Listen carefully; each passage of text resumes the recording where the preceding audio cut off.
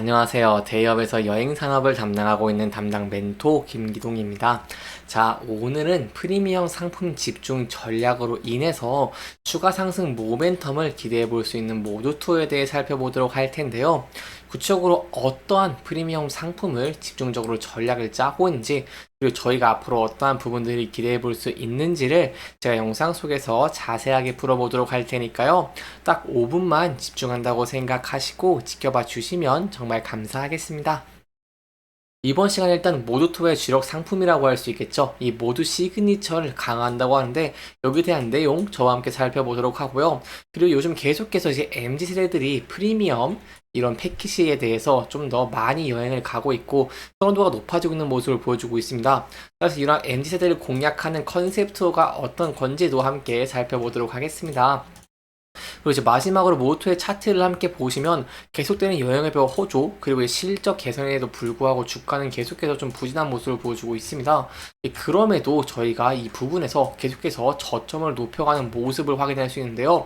따라서 이러한 모습을 토대로 저희가 향후에 어떠한 대응 전략을 짜는 게 좋을지까지 제가 이번 시간에 이러한 순서대로 중요한 내용들을 하나하나 풀어가 보도록 할 테니까요. 영상 시청해 주시기 전에 구독과 좋아요 한 번씩만 눌러 주시기를 부탁드리도록 하겠습니다.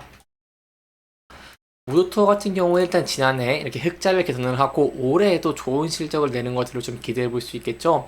따라서 이러한 좋은 긍정적인 실적에 힘입어서 모두투어가 프리미엄 상품을 중심으로 경쟁력을 강화하려는 모습을 짜고 있습니다. 일단 제가 세 가지를 말씀드릴 건데요. 일단 첫 번째는 모두 시그니처에 대해 설명을 드릴 거고요. 그 다음에 이제 MZ세대를 공략하는 컨셉 투어, 그리고 마지막으로 이제 AI 기능을 도입을 하는 이런 차세대 솔루션 개발도 좀 설명을 드리도록 하겠습니다. 일단 모두 시그니처에 좀 간단하게 설명드리면 모두 시그니처 같은 경우는 노팁, 노옵션, 그리고 이 쇼핑 최소화라던가 아니면 이 4, 5성급 호텔, 리조트의 숙박 등 이 계속해서 시그니처 상품 단독 행사 등을 포함한 프리미엄 상품이라고 설명을 드릴 수 있겠는데요.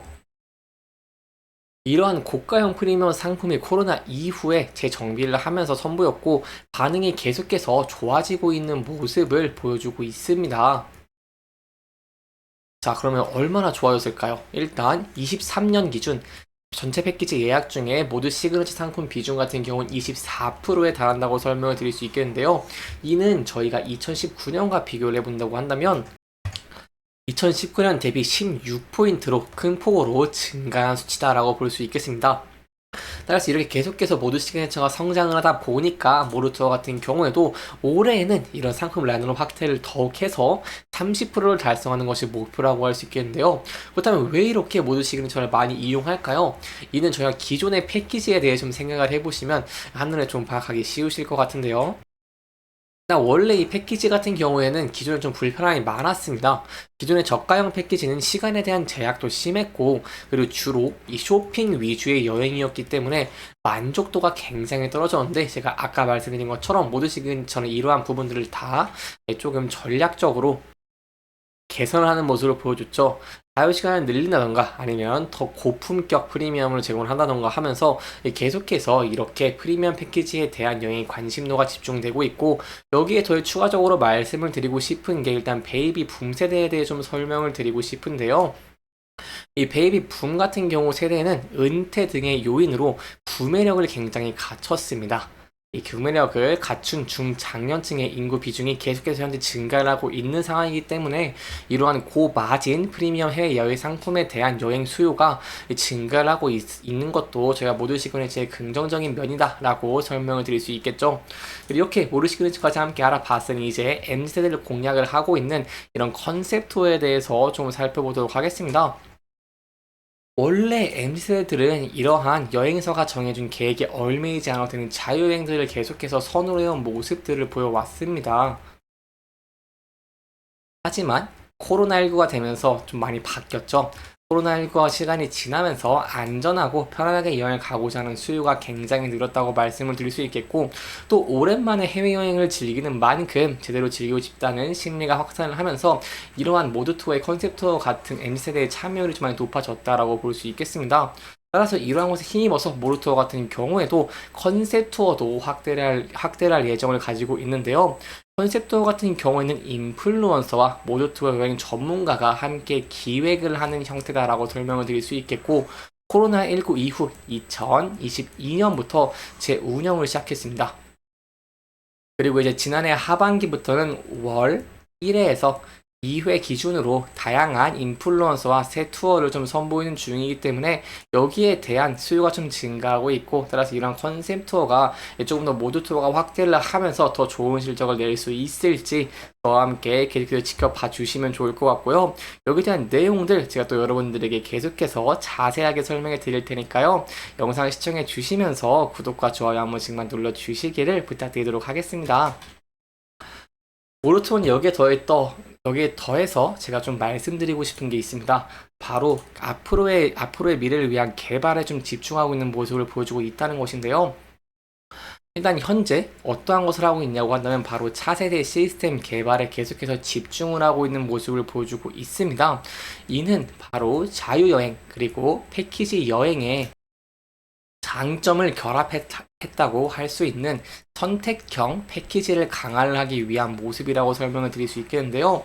일단 2022년부터 23년까지 1단계 개발을 완료를 했고요. 이 개발을 통해서 기존의 운영 서버와 데이터베이스를 클라우드에 이관하는 인프라 개편 작업도 완료를 했고, 그리고 그룹웨어 개편 자체 B2C 온라인 채널 모르타워닷컴의 개편도 완료를 했습니다. 여기에 대해서 올해는 여러한 차세 개발을 더 집중적으로 강화해 나갈 전략을 가지고 있는데요. 일단 올해 현행 업무용 시스템의 모두 웨어를 기능과 목적 단위로 분산한 차세대 시스템 3종을 현재 개발하고 있다라고 볼 수 있겠습니다.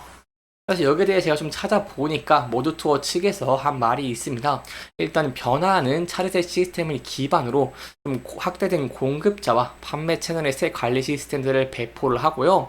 상품성이 개선된 패키지 상품을 핵심 아이템으로 하는 다양한 웹 서비스를 공개할 예정이라고 발표를 하기도 했습니다.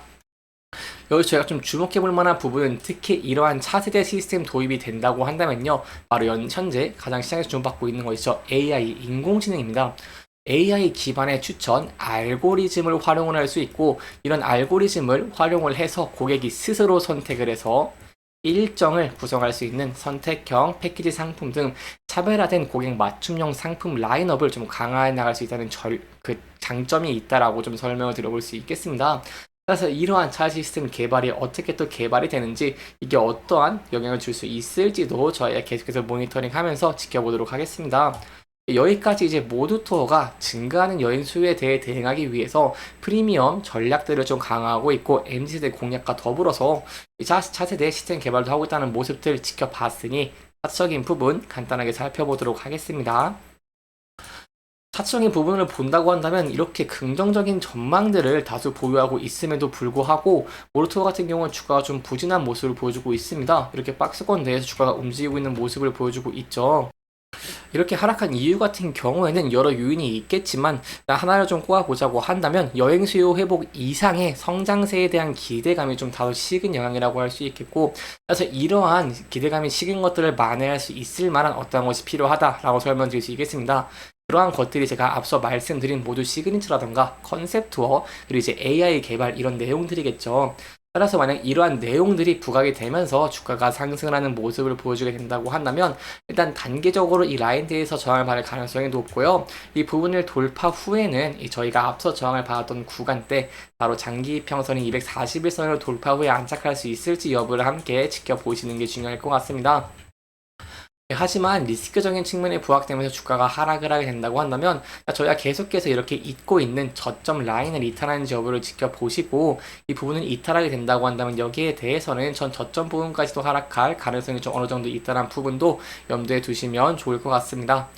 이렇게 이번 영상에서는 모두 투어의 앞으로 추가 상승 모멘텀 이런 세 가지를 함께 알아보면서 조금 진행을 했고요. 해당 영상은 개인적인 의견이 많이 들어갔기 때문에 투자자분들의 주관적인 생각과 해당 내용을 토대로 현명한 선택을 하시면 좋을 것 같습니다. 영상 잘 보셨다면 좋아요와 구독 부탁드리면서 오늘 영상 마무리하도록 하겠습니다. 끝까지 시청해주셔서 감사합니다.